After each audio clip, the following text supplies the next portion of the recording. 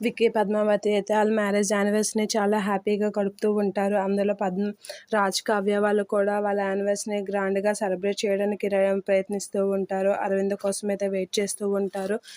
రాజ్ అయితే అరవిందని ఎలాగైనా రప్పించడానికి ప్రయత్నాలు చేస్తూ ఉంటాడు. ఇక విక్కీ అయితే చాలా హ్యాపీగా పద్మావతితో డ్యాన్స్ చేస్తూ ఉంటాడు. పద్మావతి తన మ్యారేజ్ యానివర్సరీ ఫంక్షన్‌లో అందరి ముందు డ్యాన్స్ చేస్తూ ఉంటుంది. అది చూసి విక్కీ చాలా హ్యాపీగా ఫీల్ అయ్యి పద్మావతితో కూడా విక్కీ డ్యాన్స్ చేస్తూ ఉంటాడు. అలా వాళ్ళిద్దరూ డ్యాన్స్ చేస్తూ అందరికీ ఆనందాన్ని ఇస్తూ ఉంటారు. ఇక వాళ్ళిద్దరూ చాలా హ్యాపీగా ఒకరినొకరు చూసుకుంటూ చక్కగా డ్యాన్స్ చేస్తూ ఉంటారు. అది చూసి రాజ్, కావ్య వీళ్ళందరూ అయితే వీళ్ళిద్దరూ ఎంత బాగున్నారు అని చెప్పేసి అనుకుంటూ ఉంటారు. ఇక అందరూ వాళ్ళిద్దరూ చేసిన డ్యాన్స్‌కి క్లాప్స్ కొడుతూ ఉంటారు.